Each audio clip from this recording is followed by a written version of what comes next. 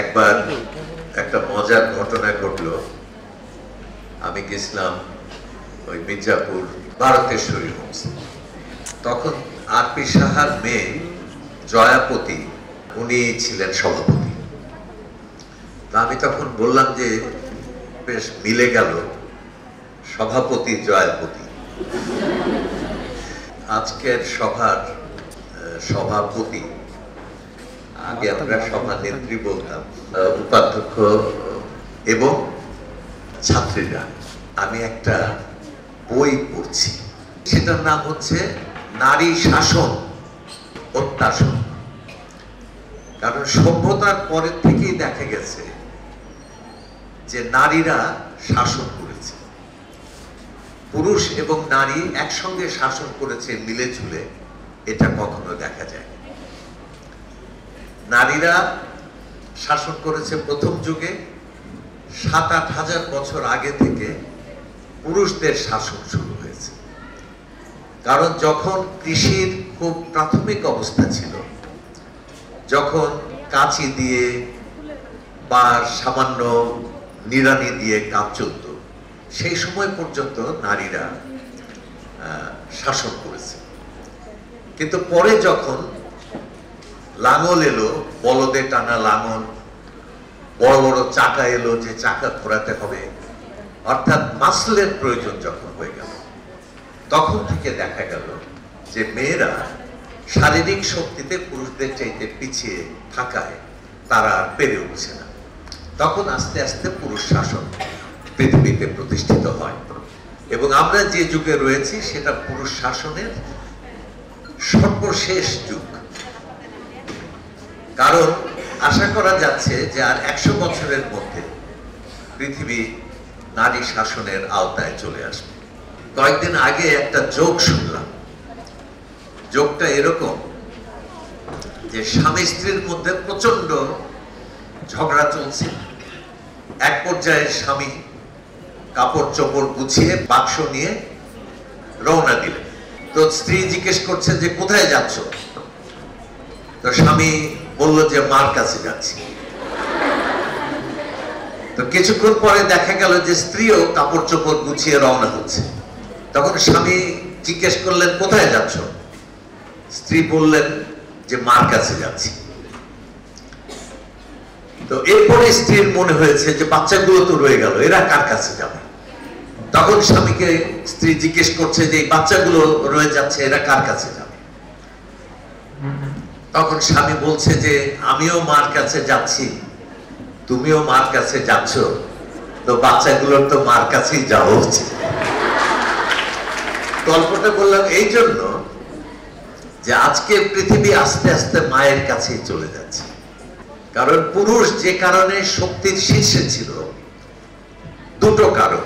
একটা হচ্ছে পুরুষের মাস্কুলার পাওয়ার, পেশি শক্তি, এই দিকে পুরুষেরাও পড়েছে। কিন্তু আজকে যন্ত্রের এমনই ব্যাপক বিস্তার ঘটেছে যে যন্ত্র পেশি শক্তির সমস্ত দায়িত্ব আস্তে আস্তে নিয়ে নিয়েছে। আমি একদিন সিঙ্গাপুরে, সে প্রায় 40 বছর আগে, রাত্রি 1টার সময় দাঁড়িয়ে আছে বাসের জন্য।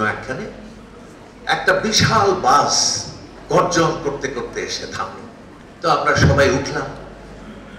ওঠার পরে বাস আবার তার চাইতে যেন জোরে গর্জন করে চলতে শুরু করলো।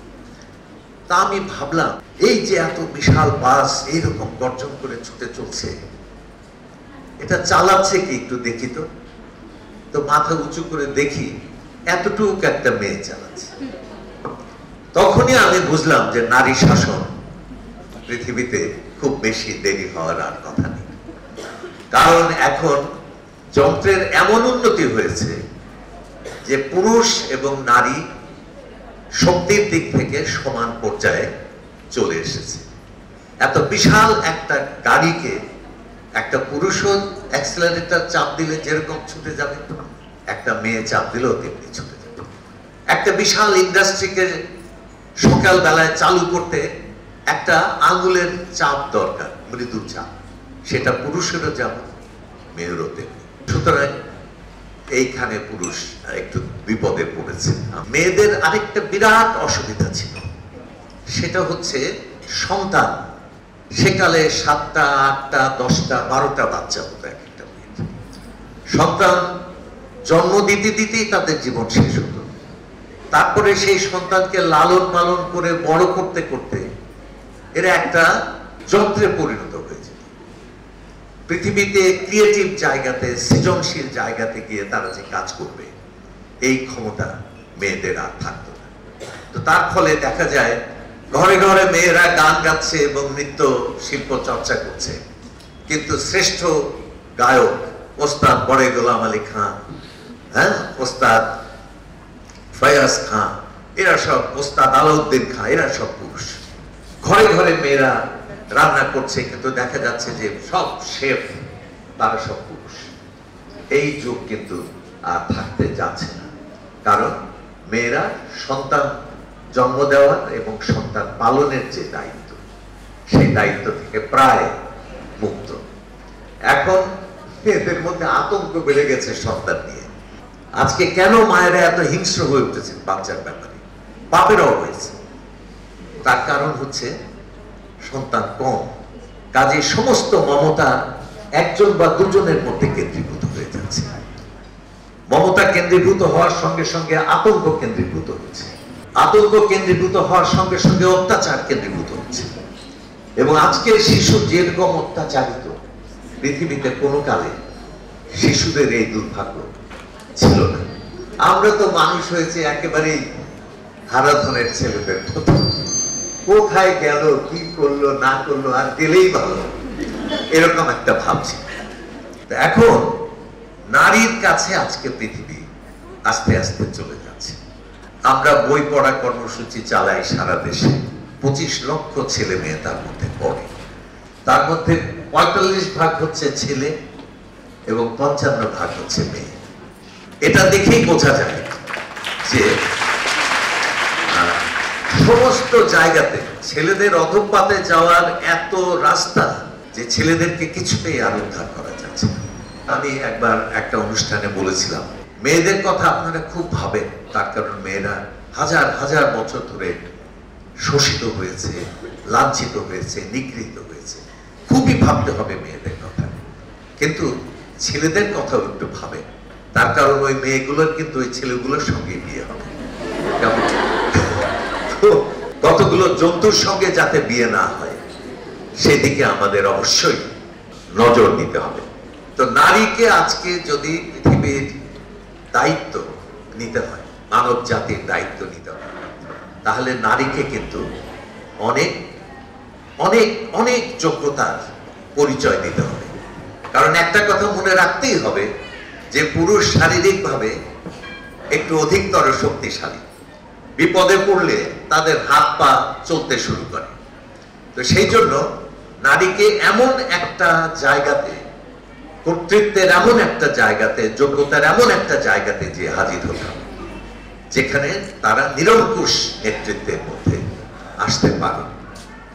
এখন আমি অবশ্য উপদেশ কখনো দিই না, উপদেশের ঠিক কখনোই পক্ষে না, কারণ উপদেশ সেই দিতে পারে যে ত্রুটিহীন, ভ্রান্তিহীন, যে একেবারে নির্ভুল মানুষ, সেই তো উপদেশ দিতে পারে।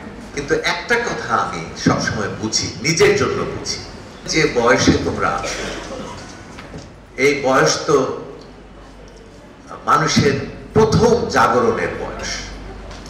মানুষ এই বয়সে নিজেকে চেনে, নিজেকে জানে।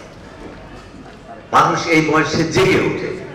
সক্রেটিস বলেছিলেন যে নিজেকে জানো, নো thyself। কারণ কেন নিজেকে জানো? কারণ যে যার নিজের দিকে তাকিয়ে দেখেন, আপনার দুটো চোখ দিয়ে সারা পৃথিবীকে আপনি দেখতে পাবেন, শুধু দেখতে পাবেন না নিজেকে। এমনিতে তো কথা মনে হয় নিজেকে তো আমি জানি, এটা আবার একটা কথা হলো। নিজেকে চিমটি কাটলে ব্যথা পায় কে? আমি ব্যথা পাই।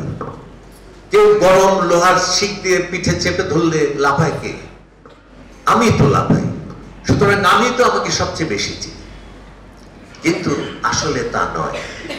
আসলে আমরা সমস্ত পৃথিবীকে বুঝতে পারি, শুধু নিজেকে বুঝতে পারি না। এই নিজেকে বুঝতে পারাটা যতটা আমরা বাড়াতে পারবো, আমরা ততটাই যোগ্য মানুষ হব। তো মানুষের জীবনে প্রথম একটা জাগরণ হয়, এটা এই বয়সে হয়।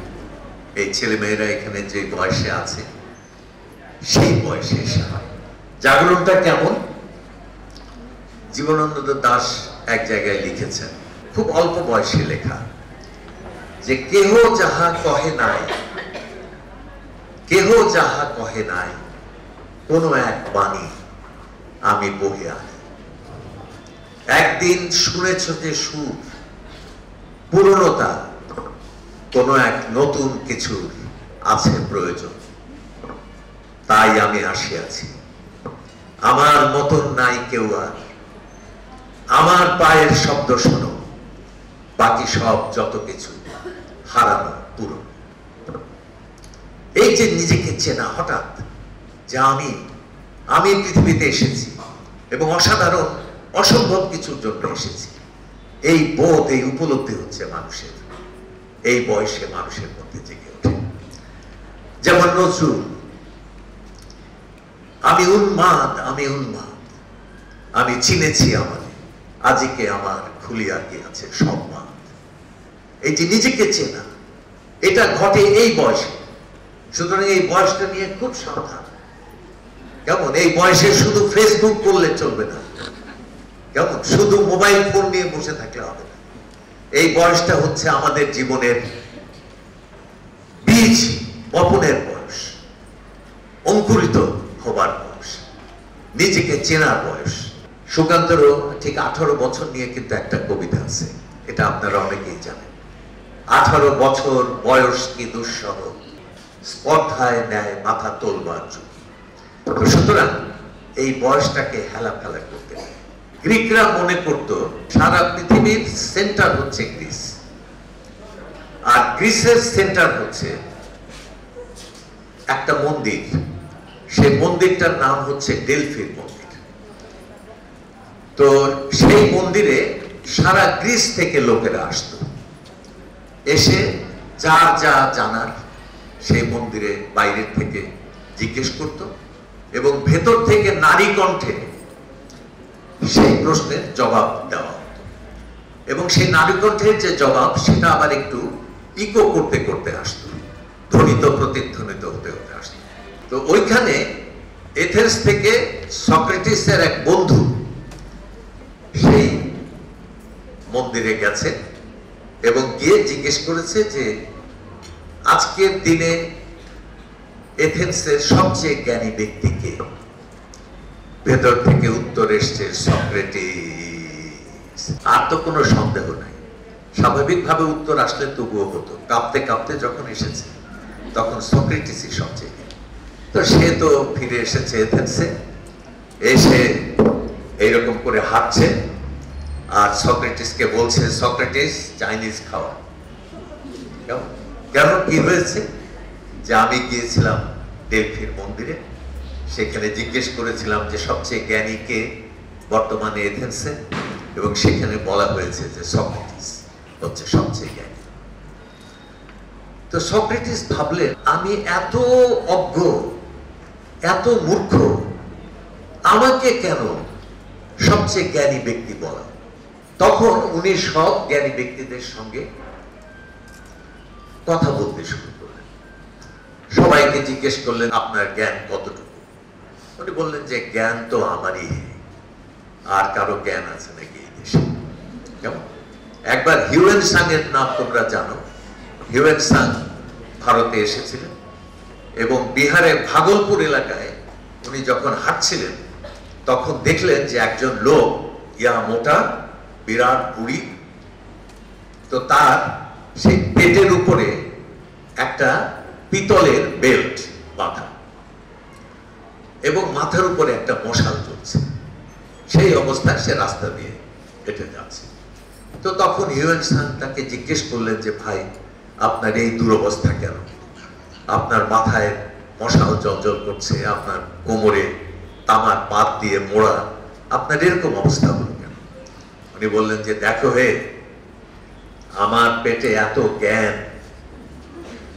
যে যদি ছিঁড়ে একবার বের হয়ে যায়, সেই জন্য আমি তামার পাত দিয়ে আমার পেটটাকে মুড়ে রেখেছি।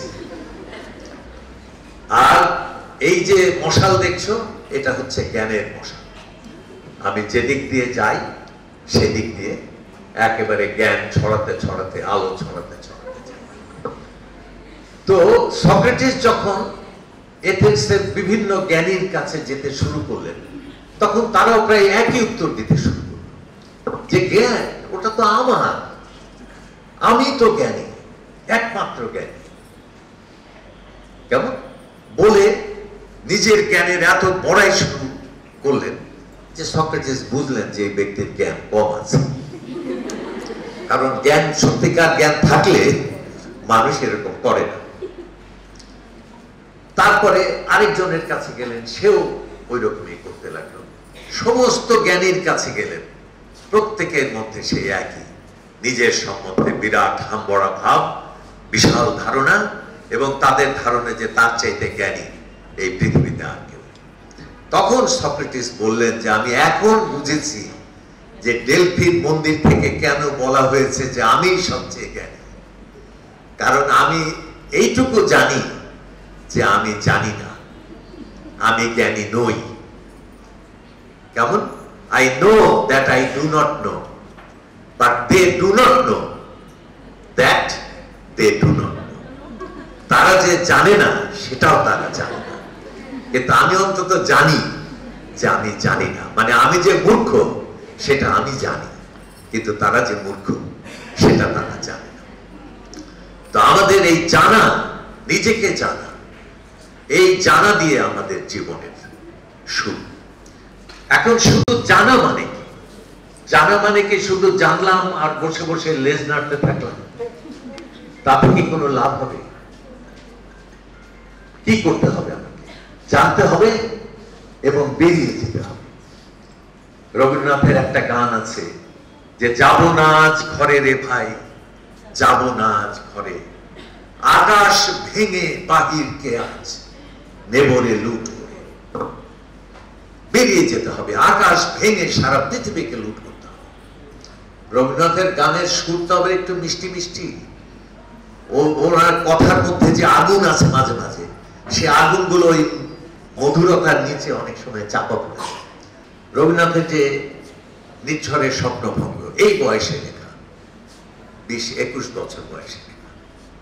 কেমন? তার মধ্যে কি আছে? নিচ্ছর আসে কোথা থেকে পৃথিবীতে? নিচ্ছর আসে বরফের মধ্য থেকে। কোন বরফ? শীতকালের বরফ। অন্ধকারের বিবরের মধ্যে চুপ করে বসে আছে সে বরফ, নড়ছে না। কিন্তু একটা সময় আসে যে বরফ গলতে শুরু করে। সেই জন্য নিচ্ছরের স্বপ্নভঙ্গের মধ্যে আছে যে আজিয়ে প্রভাতে রবির কর, কেমনে পশিল প্রাণের পর। সে আমি মানে কঠিন বরফ হয়ে শুয়েছিলাম, রবির কর সেখানে প্রবেশ করেছে এবং প্রবেশ করে আমাকে আমাকে আমাকে মুক্তি দিয়েছে। আমি সেই আলোতে, সেই রোদের তাপে আমি গলে আমি ছুটতে শুরু করেছি। আজিয়ে প্রভাতে রবির কর, কেমনে পশিল প্রাণের পর, কেমনে পশিল গুহার আধারে প্রভাত পাখির গান, না জানি কেন রে এতদিন পরে জাগিয়া উঠিল প্রাণ। এই যে প্রাণের জাগরণ এবং বেরিয়ে পড়া, ওরে জাগিয়া উঠেছে প্রাণ, ওরে উথলি উঠেছে বাড়ি, ওরে প্রাণের বেদনা প্রাণের আবেগ রুধিয়া রাখিতে নারী। থর থর করি কাঁপিছে বুধর, শিলা রাশি রাশি পড়েছে খসে, ফুলিয়া ফুলিয়া ফেনিল সলিল, গরজি উঠেছে দারুণ রসে। তারপরে আসল কথা, এতদিন আমি বন্দী হয়েছিলাম, আজকে আমি ছুটে বেরিয়ে গেছি। হেথায় হোথায় পাগলের প্রায়, ঘুরিয়া ঘুরিয়া মাতিয়া বেড়ায়, বাহিরিতে চায় দেখিতে না পায়, কোথায় কারাগার। এই কারাগার থেকে আমি বেরিয়ে যেতে চাই। কারাগার আমি খুঁজে পেয়েছি। আমি কোথায় যাব? দূর হতে শুনি যেন মহাসাগরের গান। এই মহাসাগরের দিকে মানুষের যাত্রা যেটা শুরু হয় সেটা এই বয়সে শুরু। নজরুলের কিন্তু এটা হয়েছিল, বাচ্চাদের জন্য একটা কবিতা উনি লিখেছিলেন, বিদ্রোহী কবিতার মধ্যেও তো একেবারে ঘর ছেড়ে উদ্দাম গতিতে ছুটে যাওয়ার সেই পায়ের শব্দ আমরা শুনতে পাই। কি প্রচন্ড, আমি উন্মাদ, আমি উন্মাদ, আমি চিনেছি আমারে আজিকে আমার খুলিয়া গিয়েছে সম্মান। এরকম আছে না, আমি উত্থান, আমি পতন, আমি অচেতন চিতে চেতন, আমি বিশ্ব তরুণে বই জয়ন্তী মানব বিজয় কেতন। এইভাবে এই যে ছুটে চলা, এই ছুটে চলাটা হচ্ছে এই বয়সের সবচেয়ে বড়। আমাদের দেশে কিন্তু এটা একেবারেই অনুৎসাহিত।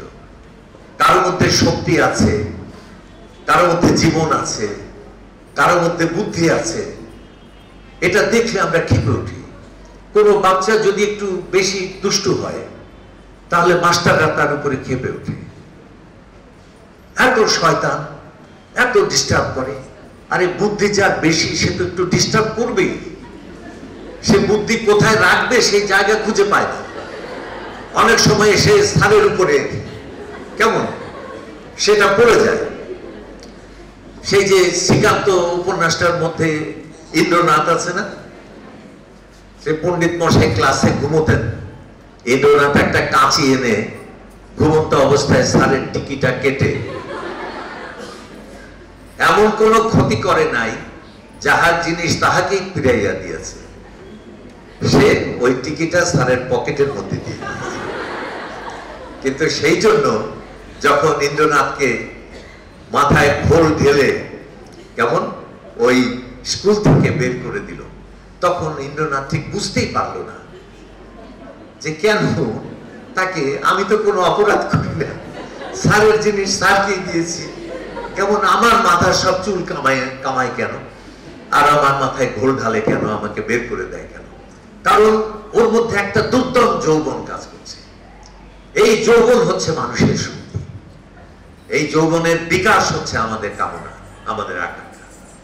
আমরা যদি সমস্ত ছেলে মেয়েদেরকে ঘরের মধ্যে পিটিয়ে পিটিয়ে বসিয়ে রাখি এবং অন্ধকারের মধ্যে রেখে দিই, জড়ত্বের মধ্যে রেখে দিই, তাহলে পরে আমাদের ছেলে মেয়েদের ঠিক মুক্তি হবে না। ওই যে ডাকঘর নাটকটা আছে না রবীন্দ্রনাথের, তো ডাকঘরের মধ্যে আমরা একটা জিনিস দেখি যে একটা বাচ্চা ছেলে অমল, তার অসুখ করেছে, তার ডাক্তার এসে বলেছে যে খবরদার ও যেন ঘরের বাইরে যেতে না পারে, বিশেষ করে উজ্জ্বল রোদ এবং দক্ষিণের বাতাস তার জন্য খুবই ক্ষতিকর। অমলকে ঘরে বসিয়ে রেখেছে, কিন্তু অমলের মন তো ঘরের মধ্যে থাকতে চায় না, সে তো বেরিয়ে পড়তে চায়। তখন পাশ দিয়ে দইওয়ালা যায়, চাই দই, ভালো দই, দই নেবেন নাকি, বলতে বলতে চলে যায়। অমলের মনে হয় আহা, দইওয়ালা কোথায় যায়, আমিও তো যেতে চাই দইওয়ালার মতো। দইওয়ালা কোন গ্রামে থাকে, হয়তো পাঁচপুরো পাহাড়ে, সেখানে মেয়েরা লাল শাড়ি পরে সেইখানে থাকে। ওর কল্পনা কিন্তু সেই দিকে চলে যায়। এই যে বেরিয়ে যাওয়া, কেমন পোস্ট অফিস খোলা হয়েছে সেখানে, সেই পোস্ট অফিসে ডাক পিয়ন আছে, সে ডাক পিয়ন বাড়ি বাড়ি চিঠি বিলি করে। অমলের মনে হয় আহা, আমিও যদি এরকম ডাক পিয়ন হতে পারতাম তাহলে আমিও তো বাড়ি বাড়ি যেতে পারতাম। তো এই যে মানুষের মধ্যে একটা বের হওয়ার আকুতি, এই আকুতিকে তোমরা নিজেরা লালন করবে, এবং আমরা যারা বয়স্ক আমাদের উচিত হবে তোমাদের সে আকুতিকে উৎসাহিত করা। একটা গল্প শুধু তোমাদের বলে শেষ করি, যে এটার সঙ্গে আরেকটা জিনিস থাকতে হয় খুব গুরুত্বপূর্ণ, সেটা হচ্ছে একাগ্রতা। যে জিনিস আমি নিলাম সেই জিনিস নিয়েই যেন আমি থাকি। আমরা কোন জিনিস নিয়ে থাকতে পারি, যে জিনিসে আমরা আনন্দ পাই, আমরা সেই জিনিস নিয়েই থাকতে পারি। অমল ঠাকুর একটা অত্যন্ত সুন্দর কথা বলেছিলেন একবার, যে আমরা কি ভ্যারান্ডা গাছ খেতে পারি? ভ্যারান্ডা গাছ আছে আমাদের এদিকে একটু কম হয়। কেমন এক ধরনের ভ্যারান্ডা ফল হয়, ফলের থেকে তেল হয় এবং সেই তেলের স্বাদ গন্ধ সবই বিশ্রী, ওই গাছের গায়ের গন্ধ বিশ্রী। এই জন্য অমর ঠাকুর বলছেন যে আমরা কি ভ্যারান্ডা গাছ খেতে পারি? কিন্তু একই আকারের আখ গাছ আমরা কিন্তু খেতে পারি। কেন? আখ গাছের মধ্যে কি আছে? হ্যাঁ, মিষ্টত্ব আছে, মাধুর্য আছে। তো আমরা কিন্তু যে কোনো কাজ দিয়ে থাকতে পারি না। যেমন আমি অঙ্কে খুব খারাপ ছিলাম। একবার আমাদের স্যার ক্লাসে বেতন নিয়েছেন, বেতন নিয়ে আমাকে টাকাগুলো দিয়ে বললেন যে গুনতো। আমি গুনতে শুরু করলাম এবং যতবার গুনি ততবারই দেখি নতুন রেজাল্ট। কেমন? এখন এই আমাকে যদি দেওয়া হয় এবং বলা হয় যে তুমি অঙ্ক নিয়ে পড়াশোনা করবে এবং অঙ্ক নিয়ে একটা বড় কিছু করতে হবে, আমার পক্ষে তো এটা কোনোদিন সম্ভব হবে না। সুতরাং সব জিনিস নিয়ে আমরা কিন্তু পারবো না। আমাদের আনন্দ যেখানে, আমাদের মন যেখানে জেগে ওঠে, খুশি হয়, ওই আখের মতো যার মধ্যে মাধুর্য আছে, সেই মাধুর্যের পেছনে পেছনে আমাদের হাঁটতে হবে। আমরা যে কোনো জায়গাতে চলে যেতে পারি, তখন একাগ্রতার সৃষ্টি হবে। ওই মাধুর্যের কারণে আরো চাই, আরো চাই। কেমন? তোমায় না দেখিয়া পরাণ আমার বাঁচে না রে, দেখা দাও দরদি। সেই দরদিকে আমি চাই, চাই। তোমাদের অনেকেরই অন্তরের কথা আমি জানি। তোমরা গৌতম বুদ্ধের নাম জানো। এই গৌতম বুদ্ধের মধ্যে একাগ্রতার ক্ষমতা ছিল একেবারেই অসাধারণ। কারণ তিনি ব্যথিত হয়েছিলেন মানুষকে দেখে। কেন ব্যথিত হয়েছিলেন? দেখেছিলেন যে মানুষ বাসনার আগুনে জ্বলছে, এটা চাই, ওটা চাই, এটা খাবো, ওটা খাবো, সারা পৃথিবী খাবো, হ্যাঁ, সব কিছু না হলে আমার চলছে না। এই আগুনে মানুষ, এই বাসনার আগুনে, কামনার আগুনে মানুষ জ্বলছে। তো মানুষকে আগুন থেকে মুক্তি দিতে হবে। তো তিনি কি করলেন?